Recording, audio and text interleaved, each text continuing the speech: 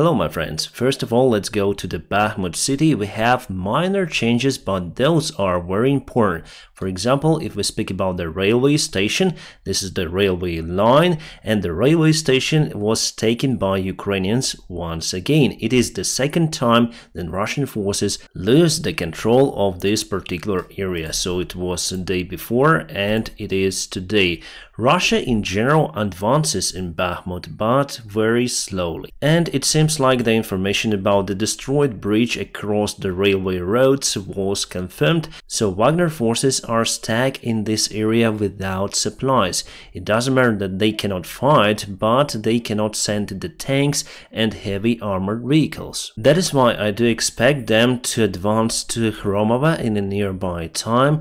Ukraine built the defense lines near to Hromova, but still Russia got some superiority in artillery and in armored vehicles. Because the Russian Defense Ministry deployed their troops in that area as well, it says that they need to take Bahamut, whether it will be Wagner involved or not. They have the conflict between the ministry and Wagner, but still the aim is so dramatic for them that they push all of the forces. On the other parts of the city there was no major advancement of the Russian forces, as well as no further advancement of the Ukrainian forces. For now we are in defense. As for Avdiivka, no further advancements of the Russian forces into the city or even in the area around Avdiivka. However, they start to advance across this highway over here. So it was yesterday and it is today. They've took one more field on the northern part of this area. And before we go to the latest news and events, let me introduce you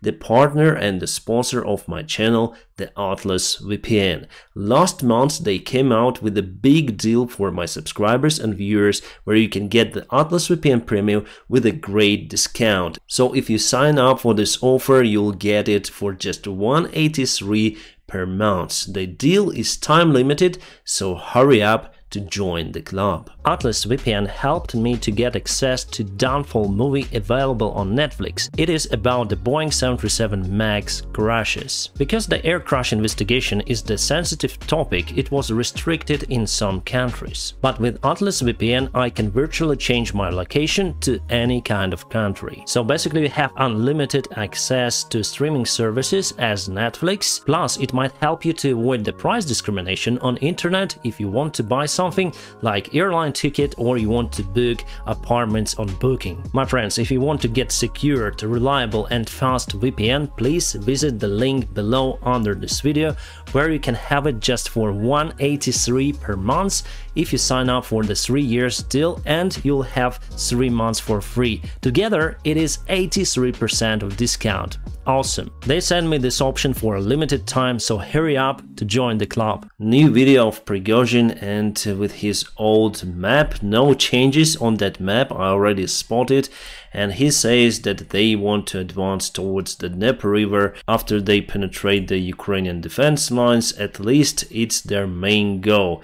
And yeah, someone photoshopped Macron's face. Yes, I've took it from the Russian resource. Prigozhin says that if I would be, or if someone would be a bird, it might fly away to the Paris and shit on the Eiffel Tower. I don't know why he said like that, probably he was under the drugs or something, but it's the main idea for the imperialistic Russia to go to Paris, to go to Berlin and London. They want to expand their empire, but still struggling in the Bahamut city.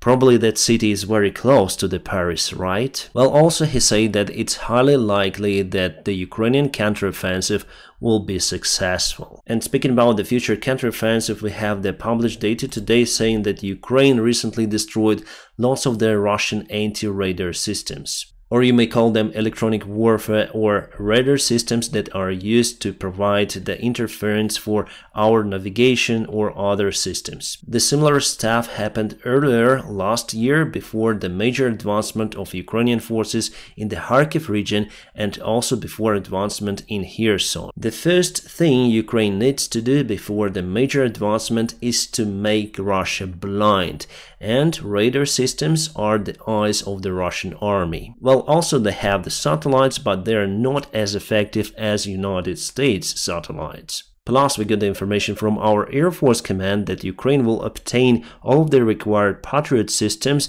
after the Easter, and the Easter for the Orthodox Christians is tomorrow. So we do expect that next week we're gonna receive everything we need to close the skies for the Russian army at the point where Ukraine will start the counterattack. With a range of 150 kilometers, this is possible with Patriot. I guess we need around 2 weeks to deploy those systems. That is why I expect the counterattack to start at the very end of April or at the beginning of May. But again, our military command knows better than me. Well, I think we should expect the counteroffensive just a little bit later than I expected before. I thought it could be at the middle of April, but now the weather is not good. And still Ukraine haven't obtained all of their required weaponry. For example, this train was spotted in Italy, and those are M109L self-propelled artillery systems. As it was reported, Italy agreed to send around 100 units, which is a lot, and recently the European Union finally agreed to supply the artillery shells to Ukrainian army. All of the problems were solved, as I told you, and France agreed for the deal, so we're gonna receive 155mm shells exactly for those units, plus for many other artillery systems that we have in our army. And now I have to deviate from the Ukrainian news because something terrible is happening in the capital of Sudan, Khartoum, and it also touches Ukrainians. This is not a good quality image to show you, but probably I can zoom in. I will try to make it. So this is the airplane, the Boeing 737 of SkyUp Airlines, the Ukrainian airlines that was flying for the VAT lease in Sudan. Actually, you may see two of the airplanes of that particular airline, and one Boeing 737 caught fire. And there are lots of the crew members and the airline representatives in Khartoum, so from what I know, they're more or less safe. Officials are working to evacuate them from Sudan. They were performing the standard passenger flights from Sudan to Saudi Arabia or from Sudan to Egypt and back. So you can see that international airport, it's on fire because there are main clashes between the army and the special forces. From what I understood, army got control over the country a few years ago, but there were some people who were in opposition to the army leaders, and now there are some clashes. So our guys, flight attendants, pilots had to evacuate from Ukraine before and taken their planes also, and now they have to evacuate again, but from the other country. As you can see, the life of the pilot could be tricky, and I think Ukrainians are flying there because some of the other airlines refuse to perform those contracts because in that country it could be risky. But there is also some big jet on fire. I don't know what airline is that, maybe the local one, and all of the emergency exit rafts are floated, and probably it was the emergency evacuation of the passengers from that plane. So fighting continues right in the city between soldiers and special forces. Also, special forces were able to capture Egyptian soldiers who were at the drills of the time with the regular Sudanese army. And here you can see how military MiG just fires a rocket somewhere, probably to the airport, because the airport was taken by the special forces. That is why probably the airplanes were damaged because of the rocket debris or something. Sudan has MiG-29s, the same as Ukrainian army. And we have the report from the ABC News about the single Black Hawk helicopter that Ukrainian special forces have. For now, the United States Army refused to supply those helicopters to Ukraine. That is why we collected, well, volunteers collected the funds and bought this helicopter from somewhere, and it's so unique that it's used only by the special forces of Ukraine. And as for the pilots, they say that this helicopter flies much better compared to the Mi Mi-8. Well, Mi-8 is very heavy and it's not ideal for landing. Well, this one takes more weight. British Defense Intelligence says that there are the signs that Russia is getting ready for the long-term conflict with Ukraine. Recently, they introduced the electronic data for the Russian men, and if Russians do not commence to the military, then military will call them. They will be out of the constitutional rights. So basically, for Russians, there are two choices: to go to the army and die in the war, or to be switched off from all of the social life, because Russia restricts their bank accounts, their deals with property, their deals with the vehicles, and Russians are not allowed in that case to leave Russia. Plus we speak about marriages, divorces, and also medical care. And some say like they'll find their end in Ukraine, but it will be very hard for Ukrainian army in that case. If you look at the Russian history of wars, all of their victories were with lots of the casualties. And it's their most powerful tool, and the population of Russia is much greater compared to Ukraine, unfortunately. And yes, they're losing the population as well, but not as fast to finish this war quickly. So unfortunately, even with the Ukrainian successful counterattack,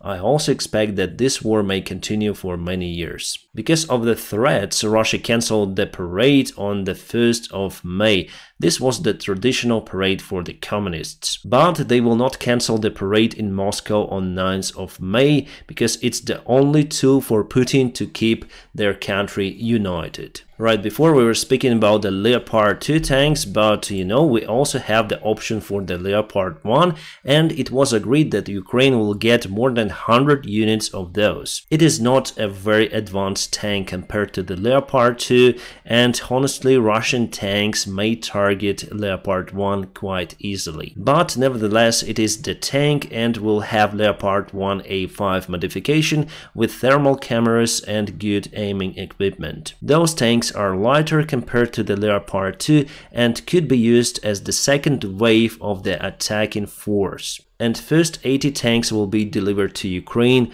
very soon. We don't know the exact date, but media says very soon. And Russia is also getting ready for the future counterattack. They build their own Dragon T's, trenches, and the mine area. So it will be hard for Ukrainian forces to penetrate those defense lines, but then we'll do it. It will be the open way to get back our land. I hope that our military will not do the same failure as Russia did near to Wuhledar, attacking through the open fields, minefields, under the artillery fire. The main thing that we have to make it successful are the HIMARS rocket artillery systems. They may target the Russian artillery points and supply lines which are far behind the front lines. Russia simply doesn't have that tool, and now we have the long-range missiles up to 150 kilometers range. More news coming from Sudan. So this video shows that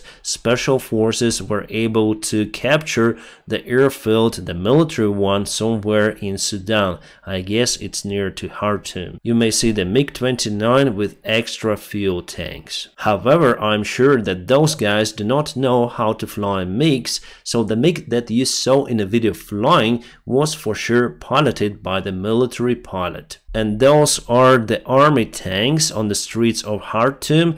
I think still belongs to military. Those are T-55, very old tanks. There was the time that Soviet Union sent lots of the weaponry to African countries, including the old tanks. And here is one more video showing the T-55 tanks. It's not the extra smoke, it's just the normal operation of the tank engines. And this is the photo of the captured Egyptian soldiers in Khartoum. I hope that they will be released. And one more airfield was captured by the special forces of Sudan. As you can see, those are Mi-24 helicopters without any blades, so probably completely scrapped. Alright, now we have the confirmation that the Russian regular army started to take the Russian prisoners for the military service. Last year, Shoigu created the private military unit, which may replace the Wagner group. You see, Wagner's boss Prigozhin has some personal connections with Putin, but the rest of the Russian elite just hates him. And a few months ago, Prigozhin was blocked from the ability to take the Russian prisoners. Russian prisoners is a very important resource because Russian society is okay for them to serve in the army. If they send civilians to the war, which is also their plan, there will be complaints from the Russian society, but they may send much less civilians and send more prisoners. That is current idea of Putin, and to get to the Russian prison is kind of easy for the Russian citizens. You may say something wrong or even press the like to some sort of the controversial post about the Russian army, and you may have like 20 years in prison. So it's really hard for me to believe in the Russian evolution. It was more or less democratic country, then it got the independence after the Soviet Union collapse, but now it went to the worst part of the Soviet Union. I mean, it's like a second North Korea nowadays. There are almost no differences. And this video was filmed by our soldiers. Yes, our guys do use TikTok mostly. And here are the Russian armored vehicles. I think it is the BTR-1 or BTR-2 maybe. And it has different names. Brodaga, the bomber, the suicide bomber or kamikaze, something like that. And this is the other armored vehicle. And our guys were able to capture those vehicles without destroying them because of the terrible weather.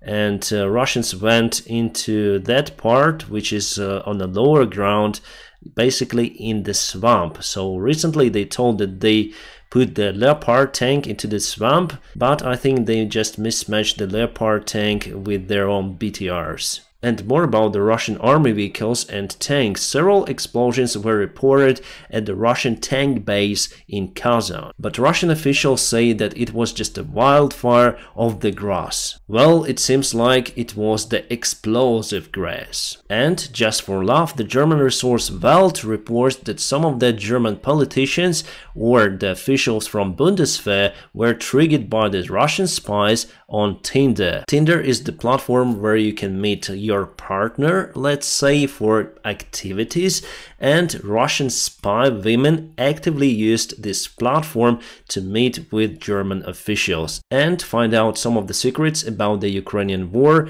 And this is the official information, and there was the special meeting in Bundeswehr and with politicians also about the seriousness of this issue. And this happened not just in Germany, other countries got the similar issue. My friends, now press the like to this video, and if you want to support my channel, please go to my personal link for the Atlas VPN in the video description just below, where you can get the awesome discount for the Atlas VPN Premium.